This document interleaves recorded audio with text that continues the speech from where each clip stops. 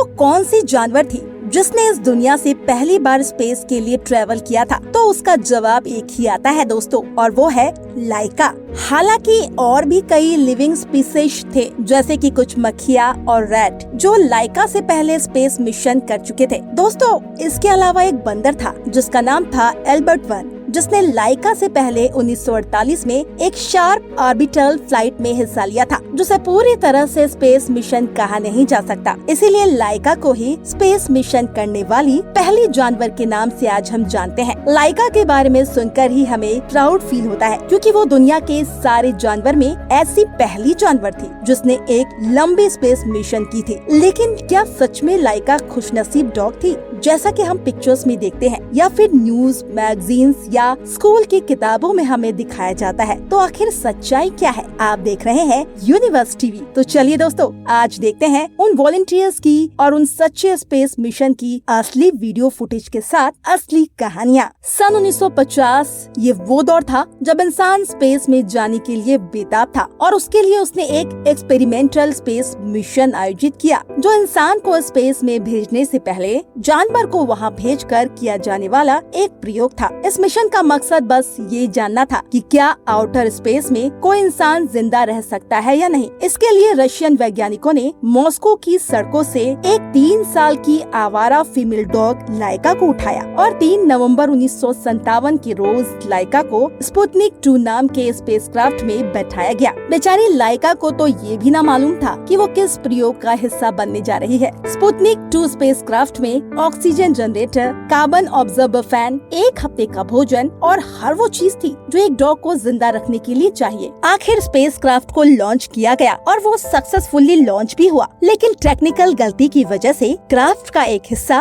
उससे अलग नहीं हो पाया, और इस वजह से स्पेसक्राफ्ट के अंदर का टेम्परेचर बढ़ने लगा। कैबिन में गर्मी का पारा इतना बढ़ गया कि लाइका उससे सह ही नहीं पाई। वो गर्मी से लगातार 4 घंटों तक जूझती रही, और आखिर में असहनीय ताप ने लाइका की जान ले ली। लाइका की मौत के बाद ये स्पेसक्राफ्ट लगभग 5.5 महीनों तक पृथ्वी के चक्कर लगाता रहा, और अंत में 14 अप्रैल 1958 के दिन क्राफ्ट अर्थ के वायुमंडल में दाखिल होते ही लाइका के शव के साथ जलकर खाक हो गया। उसके बाद पूरे विश्व के लोगों ने नासा के प्रति संवेदना व्यक्त की। बाद में रशियन गवर्नमेंट ने लाइका को सम्मान देते हुए उसकी प्रतिमा भी बनवाई। कहा जाता है 60 के दशक में रशिया ने फिर से 57 कुत्तों को एक्सपेरिमेंट के लिए स्पेस में भेजा था, जिनमें से कई मारे गए तो कुछ वापस भी आए थे, और जो वापस आए थे उन्हें दोबारा स्पेस में भेजा गया था। पर विश्व की आलोचनाओं से बचने के लिए रशिया ने अपने सारे मिशन जाहिर नहीं किए थे। लाइका की जैसे ही एक और कहानी है हाम चिंपांजी की। 60 के दशक के समय अंतरिक्ष की दौड़ में अमेरिका रसिया से पीछे नहीं रहना चाहता था, और इसीलिए उसने भी अपनी दावेदारी साबित करने के लिए कई सारे मिशन आयोजित किए, और इस कहानी का मुख्य किरदार है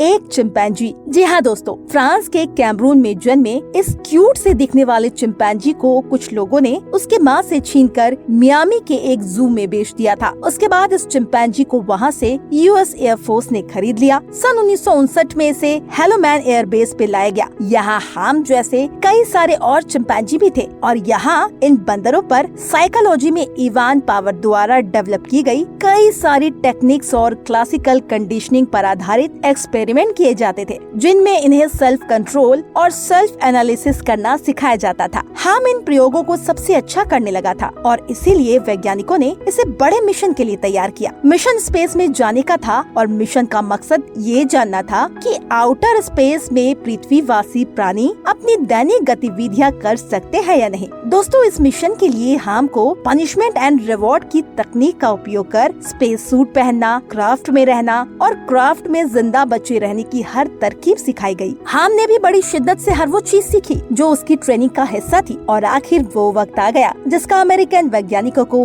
बेसब्री से इंतजार था। 13 जनवरी 1961 इसके नेक्स्ट डे ने हाम को स्पेस में भेजा जाने वाला था, और इस दिन सबने उसे खाना पीना, वक्त और प्यार दिया। उस दिन उसे वो हर चीज करने दी जो उसे करनी थी, क्योंकि सबको मालूम था कि ये दिन हाम के जीवन का आखिरी दिन भी हो सकता है। वैज्ञानिकों के अनुसार उसके जिंदा जिंदा वापस आने की उम्मीद बहुत कम थी दोस्तों। अगले दिन हाम को स्पेस क्राफ्ट में बिठाया गया। उसके शरीर पर सेंसर्स लगाए गए ताकि उसकी हर एक्टिविटी को रिकॉर्ड किया जा सके और आखिर फ्लोरिडा से हाम का स्पेस क्राफ्ट लॉन्च हुआ। अपार गति से वो स्पेस क्राफ्ट उड़ने लगा, ऊंचाई पर जाते हुए और गुरुत्वाकर्षण को चीरते हुए उसने अर्थ के ओजोन लेयर को पार कर दिया और अब वो आउटर स्पेस में था। कुछ समय एक्चुअल स्पेस में रहने के बाद हाम के क्राफ्ट का कैप्सूल अलग होकर पृथ्वी की ओर मुड़ा और अटलांटिक ओशन की ओर बढ़ने लगा। हाम का कैप्सूल धीमी गति से नीचे आ रहा था कि अचानक अटलांटिक समुद्र में उसकी क्रैश लैंडिंग हुई। सब समझ गए थे हाम अब नहीं बचा होगा। कैप्सूल को पानी से निकाला गया और अब तक अमेरिकन वैज्ञानिकों ने ये जान लिया था कि स्पेस में कोई जीव अपनी दैनिक गतिविधि यानी कि डेली एक्टिविटीज कर सकता है। उन्हें जो रिसर्च डिटेल्स चाहिए थे वो तो उन्हें मिल चुके थे। मिशन अब पूरा हो चुका था, लेकिन हाल की क्रैश लैंडिंग का उन्हें काफी अफसोस था। सभी कैप्सूल को देख रहे थे और ये सोच रहे थे कि हाम की बॉडी का क्या हाल हुआ होगा। जिस वैज्ञानिक ने कैप्सूल को खोला उसने पहले सॉरी बोला और गेट ओपन किया और गेट को खोलते ही ये क्या, हाम अभी जिंदा था। सब आश्चर्यचकित थे। बस उसके मुंह पर थोड़ी सी चोट लगी थी, लेकिन वो ठीक ठाक और सलामत था। इस घटना के बाद अमेरिकन एयरफोर्स की पूरी वर्ल्ड में तारीफ होने लगी और हाम तो फेमस ही हो गया जैसे। पर दोस्तों, ये फेमस हाम जब किसी काम का ना रहा तो उसे एयरफोर्स ने वाशिंगटन के जू को दे दिया। वहाँ उसे पिंजरे में रखा गया और कुछ 17 सालों के बाद उसकी उस पिंजरे में ही मौत हो गई। और इस तरह माना जाता है कि मानव जाति के विकास के लिए हाम नाम के इस बंदर का भी बहुत बड़ा कंट्रीब्यूशन था। अब समय आ गया था कि खुद इंसान स्पेस में अपनी मौजूदगी दर्ज करे। अब वक्त था इंसान को स्पेस में भेजने का और संपूर्ण मानवता की तरफ से ये जिम्मा उठाया सोवियत रूस के यूरी गागरिन ने। सोवियत रूस ने जब अंतरिक्ष यात्री की ट्रेनिंग के लिए आवेदन मांगे तो रशिया में करीब 3000 से भी ज्यादा आवेदन आए, जिनमें से यूरी गागरिन भी एक थे। और इन 3000 लोगों में से गागरिन के साथ सिर्फ 20 लोगों को चुना गया। अंत में फाइनल सिलेक्शन यूरी गागरिन का हुआ और इस चुनाव के लिए उनके छोटे कद ने भी अहम भूमिका अदा की, जो स्पेस क्राफ्ट में आसानी से फिट हो जाता था। अंत में सारी तैयारी और ट्रेनिंग के बाद दिन आया इंसान को स्पेस में भेजने का। 12 अप्रैल 1961 को यूरी गागरिन के लिए एक खास किस्म का स्पेसक्राफ्ट उन्हें स्पेस में ले जाने के लिए तैयार था। वो स्पेस में जाने से पहले अपने कुछ सहायकों से मिले, जिनमें से एक ने उनको कहा, प्लीज कम बैक, तुम वापस जरूर आना। और गागरिन ने विश्वास दिलाया कि वो वापस जरूर आएंगे। और इसके बाद यूरी गागरिन रशियन भाषा में बोले, हम दूर चले। और इन आखिरी शब्दों के बाद उन्होंने स्पेस के लिए उड़ान भरी। मजे की बात तो ये है कि रशिया के इस पायलट ने, जिसने कई फाइटर प्लेन्स को 3 डिग्री से घुमा दिया था, वो आज अपने ही स्पेसक्राफ्ट को कंट्रोल नहीं कर सकता था। जी हाँ, यूरी गागरिन के अंतरिक्ष अभियान के स्पेसक्राफ्ट को पृथ्वी से कंट्रोल किया जा रहा था। उनका उस पर कोई भी कंट्रोल नहीं था।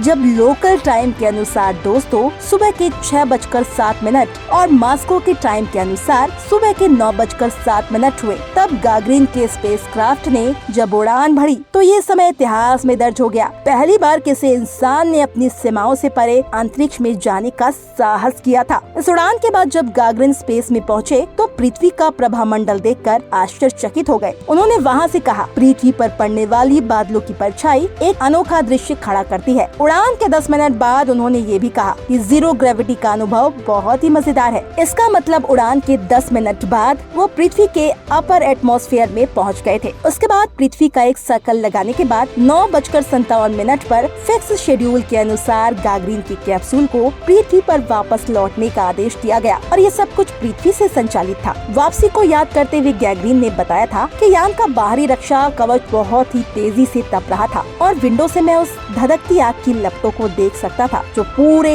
यान को घेरे हुई थी। लेकिन मेरे यात्री कक्ष का तापमान करीब 20 डिग्री सेल्सियस तक था। अंत में पृथ्वी पर उतरने से पहले उस यान का एक हिस्सा अलग नहीं हो पा रहा था और अपनी ही दूरी पर तेजी से घूमने लगा। उस वक्त तो सबकी सांसें थम गई थी दोस्तों। लगभग 9 मिनट तक यही हाल रहा, लेकिन इस दौरान सब कुछ ठीक हो गया। उड़ान के लगभग 110 मिनट के बाद गागरिन सही सलामत पृथ्वी पर लौट आए। रशिया के लिए वो दिन बहुत ही खुशी का दिन था। जब पूरी दुनिया के मीडिया में ये बात पता चली तब गागरिन रातों रात एक सुपरस्टार बन गए थे और उनको कई सारे पुरस्कारों से नवाजा गया था। गागरिन अंतरिक्ष में जाने वाले दुनिया के सबसे पहले इंसान बने। इस घटना के बाद कई सारे लोग अंतरिक्ष में गए और इंसानों ने चांद पर भी कदम रखा। वैसे दोस्तों, आज हम उस दौर में हैं जब हम मंगल पर कॉलोनाइजेशन से शुरू करने की सोच रहे हैं। और वैसे ये सब लाइका हार्म और गागरिन जैसे कभी ना भुलाए जाने वाले पृथ्वीवासियों के कारण ही मुमकिन हो सका है। तो दोस्तों आज के लिए इतना ही इस वीडियो में।